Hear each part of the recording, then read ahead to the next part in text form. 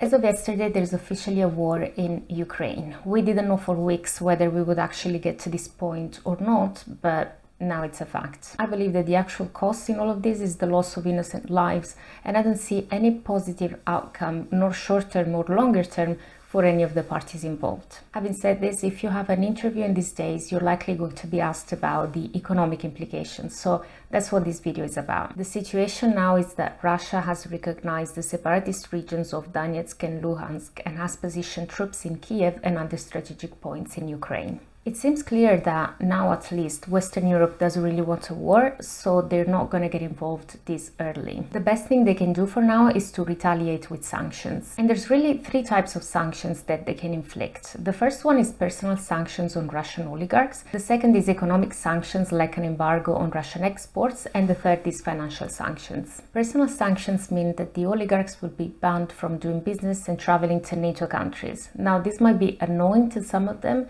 but the effects on the global economy will be limited. To understand instead the potential implications of economic sanctions, we have to look at what Russia sells and where. As you can see from this chart, the majority of exports are natural resources such as crude oil, refined oil, and gas. If we look at who the country sells to, we see that a big chunk is Europe and then Asia. So it might seem that an embargo would hurt them very much, maybe make them rethink their military actions, but the truth is that they could just divert part of their exports to China. China only gets 16% of their total oil consumption from Russia, so they could easily double that percentage and that would leave Russia almost compensated. At the same time, that vacant space in Europe could be filled by Saudi Arabia, which is effectively what happened when the US imposed sanctions on Iran. So the point here is that on a global scale, the impact of economic sanctions would be harsher but still limited because oil gets reshuffled around. And that's because it's quite easy to transport by ships, and especially now that supply chains have somewhat recovered. Natural gas is another story though, because it's much more difficult to transport. That's why the decision of Germany to shut down Nord Stream 2 will have more serious consequences for Europe.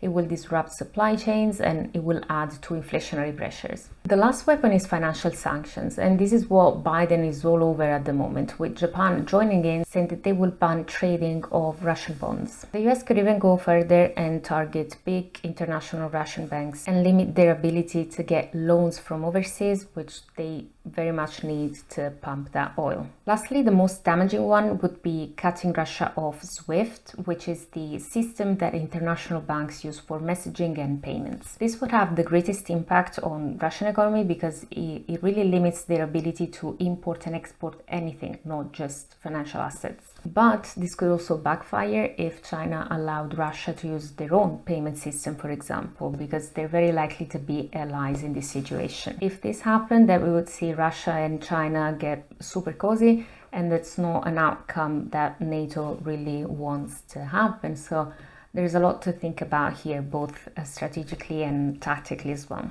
So the bottom line is that this year, in just a couple of weeks, we went from inflation Armageddon to World War III. I expect global growth forecasts to be cut and also equity returns to be revised down unless the situation suddenly de-escalates. A very serious conflict makes inflation worse in the short term, and we're already seeing that in the price of commodities, with oil approaching again 100 a barrel. But then, depending on how many regions get involved, war can end up being deflationary for markets because it kills consumer sentiment. So without this demand pull, economies tend to cool off. If that were the case, then we shouldn't expect central banks to raise interest rates as aggressively as the market is pricing today, which I think is 9 hikes in the UK, not 9 hikes in the US and 5 in the UK.